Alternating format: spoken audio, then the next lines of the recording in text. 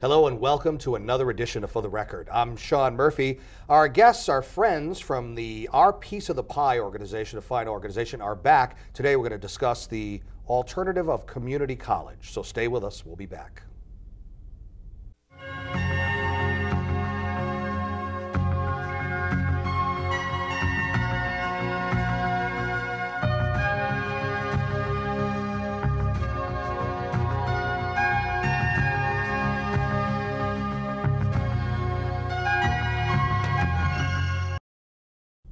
Welcome back to For the Record. I'm Sean Murphy. My guests today are from OPP, that stands for Our Piece of the Pie. First guest is Hector Rivera. He is the COO. First time on the show, so welcome to the show. Thank you, Sean. So let's give everybody sort of an updated background on what Our Piece of the Pie is. Well, Sean, Our Piece of the Pie is a youth development organization that works with young people, 14 to 24, and our signature program is Pathways to Success. And Pathways to Success is a blend of youth development, workforce development, and academic support for young people.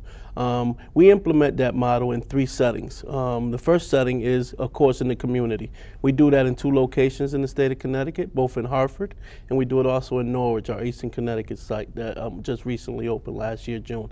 We also do a pathway model inside of high schools. We have 2 high schools, one in partnership with Hartford Public Schools and one in partnership with Bloomfield Public Schools. We're also working on a couple projects right now, such as our charter application in Eastern Connecticut in partnership with Wyndham Public Schools, which we hope to be successful on so that we can bring our array of services to young people in the Eastern Connecticut region. And our third pathway setting is community colleges, where we implement our pathway model inside of community college. We're currently doing that in 2 settings, both at Capital Community College in Hartford, and just recently in a partnership with Capital Workforce Partners in Hartford, a model that is segmented around manufacturing at Ansnuntuck Community College in Enfield. Very nice.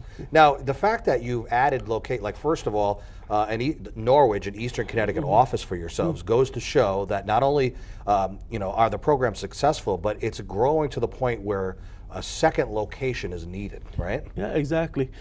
We've done a lot of work, a lot of research, have a lot of solid information that leads us to believe that we can do this type of servicing with young people of any background. As long as they're willing, their family's willing to accept our services, we can implement a plan with them. We include everybody that's involved in their life, and they're open to the services. We think that we can make the young person successful. Now, when you talk about a young person, who is the appropriate young person for your programs? Is it the troubled student? Is it someone that is more apt to get in trouble, struggling grade-wise academically, maybe from a difficult hardship situation, financially struggling, things of that sort, or could it really be anybody? Yeah, it's actually both, Sean. We've had young people who have just come for direction, doing well in school, just lacking information to get to the next step. But we've also worked with young people who come with multiple barriers. And our specialty is first identifying those barriers and putting services and resources around the young person to eradicate those barriers. Over time, we've determined that we can eradicate barriers and provide proper direction and resources and information to young people, the likelihood of them being successful is much greater. Information is key, because a person may want help, or maybe the family wants help for someone, but don't know what to do, what direction to turn, what options are available to me, right? Yeah, well, recently I was in a conversation with some other policy decision makers, and a lot of them have this ideology that by providing services to the entire family, your cost of servicing is going to increase. So a lot of them decide not to touch that type of information sharing. A lot of our parents, they just want information. And I remember telling the group that the last time I checked, information was free and shouldn't cost you anything. That's true. So, although now they say knowledge is power, and yes, a lot of times people try to hold on to it because that is power. But like you said, what we should be doing is sharing. It's for the betterment of society in general. Yeah, we take it for granted sometimes, Sean, that parents know what's best for their young people. They're supposed to know. Yeah. When me and you were growing up, you know, your parent, well, you have to do this and you have to do that. But, you know, generational wise, a lot of parents grew up in similar surroundings, similar struggles, similar barriers than their young people, their children are facing now. Yeah. So when we provide information and services and direction, sometimes it's for the whole family structure. And in a lot of instances, the families are learning just as much as the young person is learning. And that only helps the young person, because if the family's on board with it and is learning something, you know, proper way to do something, you know, it's better for everyone in the family, right? Exactly. What we need is we can work with them in any one of our settings, but we need that when they go home, the parent or the significant other is reinforcing those values, reinforcing that information. Because it all goes out the window. Yes, you know, exactly. So if that's why we include parents and other predominant people in the young person's life in our conversation, because we want to be all on the same page when we're addressing the development of this young person. So if we're all on the same page, the likelihood of a young person succeeding just increases. How was it decided, you know, of these great programs that you're offering, the information you provide, resources, how was it decided a while back when, you know, an organization like Our Piece of the Pie started, how was it decided it was necessary, and how did it kind of come to be? Well, the pathway model originated as a result of a 2000 USDOL grant. It was a program called Youth Opportunity. That program was implemented nationally in 36 locations, actually 30 urban sites, 6 Indian reservation sites. And it was a 5-year program. We were the implementers in the Hartford area for that. We served in excess of 3,000 young people with that program. Wow. And we learned a significant amount of information as a result of working with that program. Around year 3 or 4, me and Bob, who you've met before, started thinking about how do we sustain this? Because a lot of times when federal grants come into an area, they stay for the amount of time and then they just fade away. And the work and the impact on young people was so important that we not only try to find ways to sustain it, our whole organization changed to be able to implement it solely. We used to be a multi-service agency, and then through some funding through a foundation, we went through a theory of change. They forced us to decide and focus on one program area. I remember we served elderly, we served toddlers, we had daycares. And was this a result of the economy and the recession that we're in, and the funding, the lack of funding? Or? It was a result of not only this entity that came to us, but ourselves wanting to make more impact on one specific. So focus, get laser sharp with your focus. When you spread yourself out like that, you don't do everything well. Right. So, you know, Bob, the visionary that he is, you know, started having conversations with the board. We met with these consultants to help us formulate our theory of change, and the end result was that we rebranded. Our Piece of the Pie is not a name about 5 or 6 years old. It used to be the name of one of the programs in the agency, and you know, we hired some people who went out and said, well, how should you guys be identified? And they did focus groups with stakeholders, young people, parents, and they came back and said, you know what? The name's already there. It is. Yeah. You know, Bob and I also joke that Our Piece of the Pie is not a restaurant either, by the way. No, so, you know, I mentioned Bob. He was the first time that we, as viewers, were introduced to Our Piece of the Pie. Today, though, one of the things that you had talked about, you know, when you sort of kind of went over the mantra of OPP was community colleges as an alternative, and you know, and that's kind of what we want to talk about today. So let's talk about that a little bit. Well, you know, 4-year graduation from college is not an option for everybody. So community colleges are another viable option.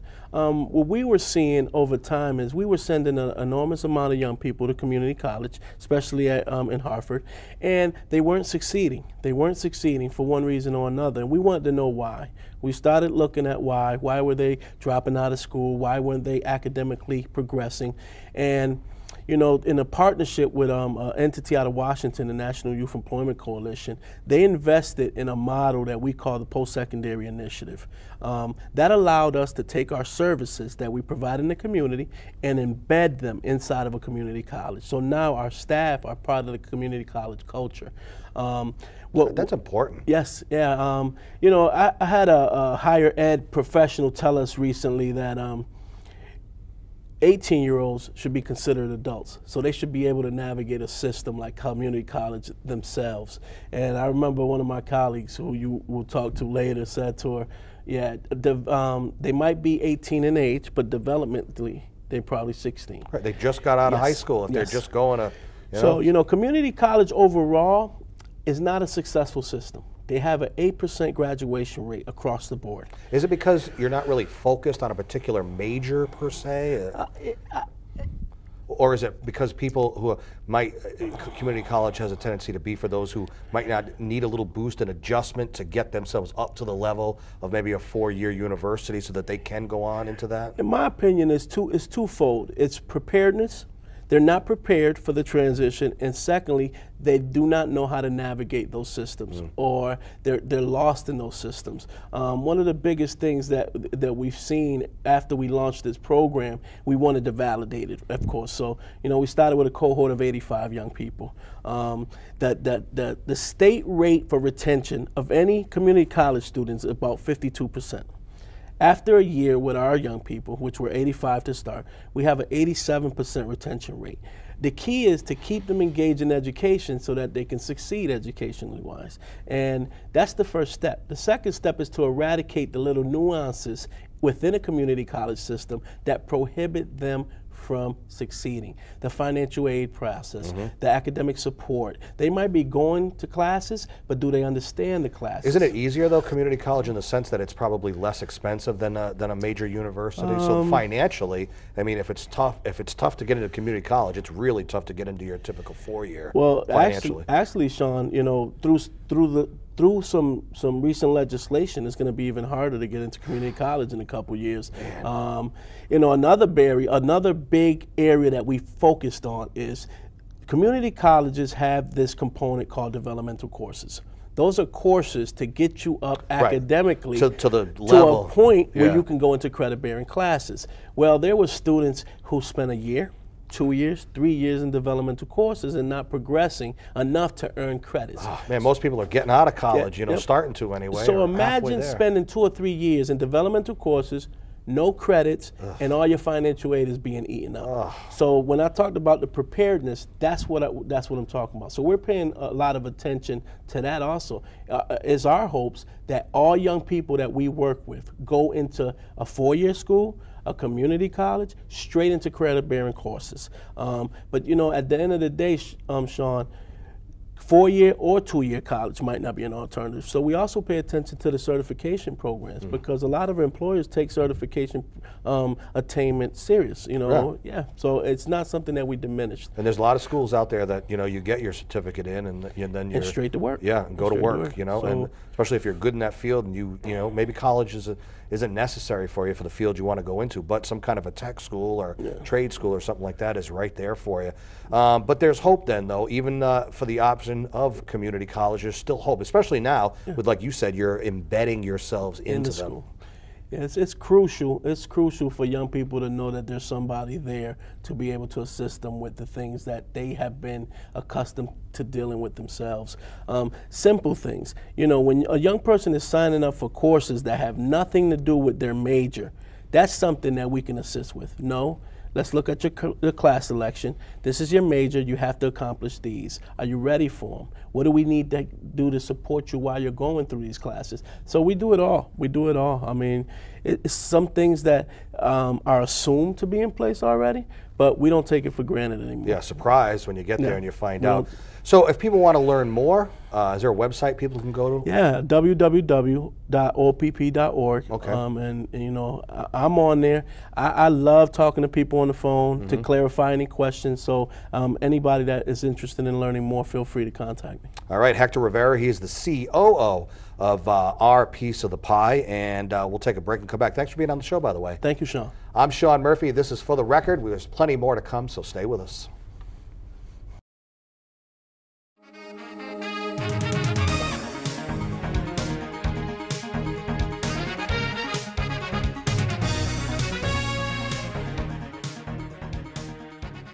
Welcome back to For the Record. I'm Sean Murphy. My guests today are from OPP, our piece of the pie. And in this segment, it's Shonda Robinson, the Director of Pathways in the Community. First of all, welcome to the show. Thank you for having me. Now, Pathways is basically one of the programs of OPP, correct? It is the signature program of OPP. It is the premier program. So describe to people what it's all about.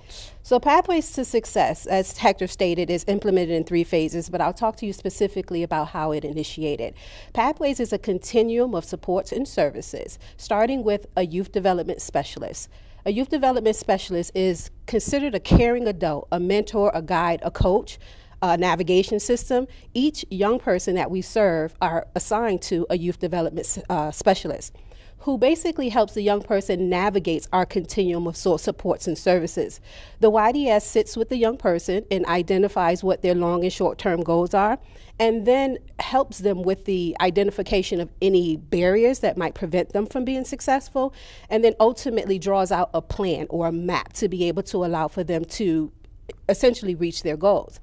The YDS also helps them navigate through our internal services. As I stated, it's a continuum of services.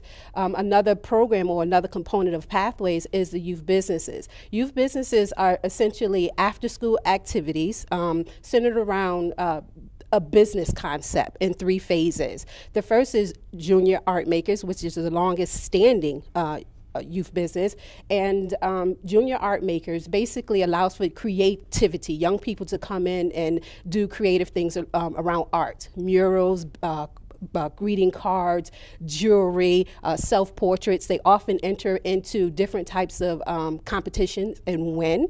We also have River Rights Boat Builders. The name can be deceiving because it's not just about boats. And River Right Boat Builders, they build a lot of custom furniture. So they do cabinetry, benches, they do a lot of environmental work as well. And then there's also Muse. Muse is short for Music United in Sound and Entertainment. That name derived from one of the young people in our program who came up with a more creative way to really be able to articulate what that program is about. And essentially it's about music and sound and engineering, video production. So young people can participate in those programs in a positive setting to be able to get some pre-employment skills that they need necessary to transition into the world of work. Youth Businesses offers young people to earn a small stipend, and then it embeds, again, a lot of different developmental activities such as leadership, life skills, again, and those pre-employment skills that are necessary, those soft skills, picking up your pants and taking off your hat as you enter a building, greeting people with a smile, and offering a handshake, those soft skills that are so important for young people to be able to develop and or cultivate. That's the youth business section. We also have workforce development. Workforce development is critical because it allows access of young people who are generally not engaged in the work setting. A lot of times our young people are either unemployed or underemployed.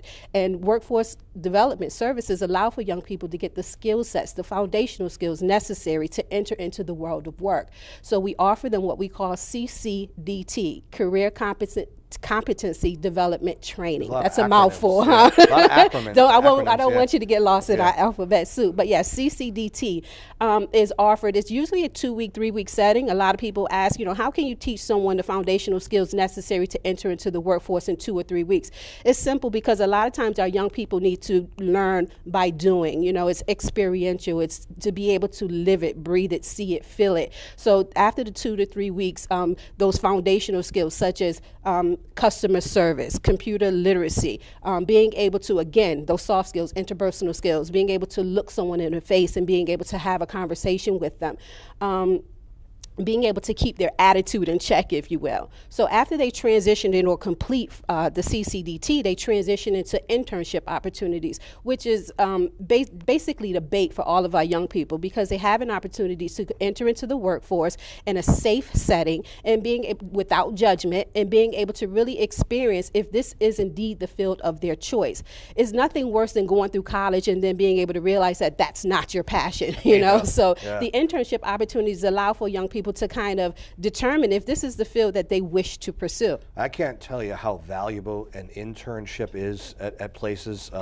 Speaking as my place, because I do radio and TV, and I couldn't tell you how many interns have ended up getting jobs from the internship, just because not only did they gain the experience being at the facility, but they were in the right place at the right time, where the radio station or the TV station needed somebody, and this whole time they were there, they were learning things, they were right there, boom, they got a job. It's not the highest paying job to start with, but it's you're on the ground floor, your foot is in the door at that point. Internships are phenomenal. They're definitely priceless, and is definitely a critical part of the Pathways continuum, because we allow for young people to, again, gain that exposure, build the confidence that they need, and then also build networks, you know, because a lot of times it's not what you know, it's who you know. And as you stated, you know, if you're in the right place at the right time, you never know what might happen. So, you know, we want to be able to advocate for young people. The internships generally run 6 to 8 weeks, and our workforce development staff, they are all credentialed and nationally certified to be able to execute their jobs and their tasks.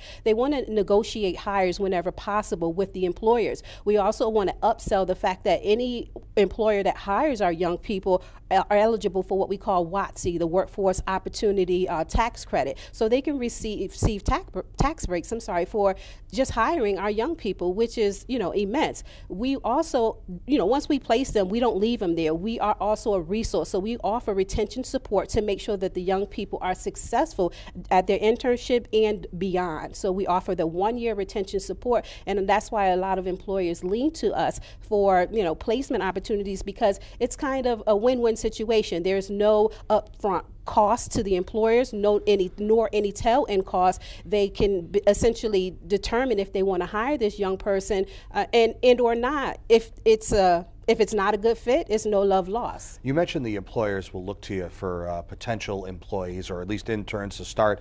Are there jobs available for young people out there? Yeah, there even in this economy that we're in? There are jobs. They are far and few between. A lot of them are in the retail industry, and that's why we harp on post-secondary so much. It's so notorious for low pay, the retail industry. Absolutely. So, you know, it's not to knock the industry whatsoever. We want to allow for those type of positions to just simply be a stepping stone for our young people, but always advocating for them to continue their education. OPP tries to build a culture of higher learning and planting those seeds of higher learning, because a lot of times our young people are first-generation college students and they don't have anyone to model. And a lot of times within their school settings, you know, no one's talking to them about higher learning, you know, especially for a young person who's averaging a C, you know, do they have the potential to go to college? Absolutely. And we want to be able to let them know that they can. So I talked to you about workforce development and placement services. We also have academic services within the community.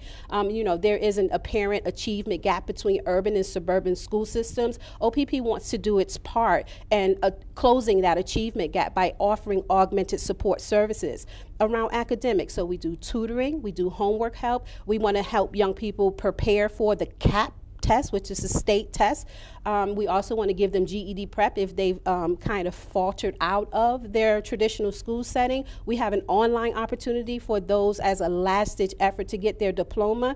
And then we offer college preparation for young people to be able to be prepared and, again, get those foundational skills to enter into post-secondary. There really is no excuse for not being able to advance, just your own desire to get started, really, right? Absolutely, absolutely. And then as you guys, you and Hector were speaking earlier, you know, just having the knowledge of the resources that are available. So you true. know? A person can know what they want, but like you said, then that guide, that sort of mentor comes in and then helps them take it from there, because knowing what you want to do, but then not knowing how to go about what's the next step, what's my next move. If you don't know, you're not going to get there. Absolutely. You know? And another part of the last part of the Pathways continuum in the community is vocational services. So internally, we offer 2 opportunities for young people to get or earn nationally recognized certifications. One in customer service, which is through the National Retail Federation. So young people can earn a customer service certification, which is a portable certificate, and it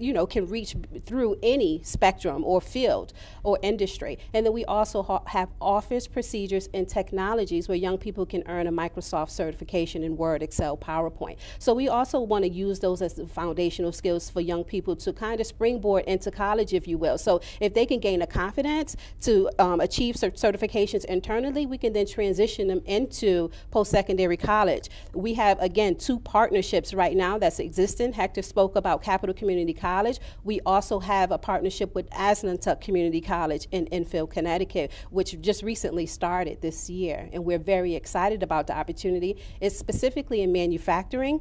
And a lot of times people believe that manufacturing is a dying field, which is so untrue. There are a lot of misconceptions about manufacturing, that it's a dirty job, but somebody has to do it. The thing is, the workers in that field are basically, what you call baby boomers, and they're basically retiring. So they have no one to kind of fill those someone gaps. Else is going to do it. Exactly. So how do we prepare the next generation for those jobs? And a lot of times they are, technology savvy jobs. So we have to be able to. Times have changed. There's a lot of robots around in these factories and everything now. You got to know computers and all that stuff. And math and science and knowing how to read. So we want to be able to. It's not a dirty job. It's not a dirty job. No. It's actually a very high demand industry in Connecticut, and it allows for young people to earn a sustainable wage, which is our mission, to help urban youth become successful by way of, allowing them to earn a sustainable wage. If young people can complete the course at Aslantuck, which is simply a certification or certificate program, they have the potential of earning over $50,000 a year, which will essentially take them out of poverty. Yeah, that's huge. Absolutely. And that's minimal at $50,000. We are almost out of time, so I want you to give out the website again so people can go and learn more. That's www.opp.org. Now, are you as excited as Hector about getting on the website and getting on, are you guys plugged into social media and stuff like that? We Facebook? are, absolutely. Yeah. Our external affairs department is definitely in tune and in touch, and they keep us abreast of what's going on, keep our website updated constantly. Shonda Robinson, the director of Pathway in the community for OPP. Man, it was a lot of knowledge was poured out there, but this is what you have to do to kind of get the word out. There's just another way of people may not know to get the word out. So thanks for being on the show today. Thank you for having us, Sean. It was a pleasure. And thank you for joining us for another edition of the For the Record. You can see this show and many others on our YouTube page.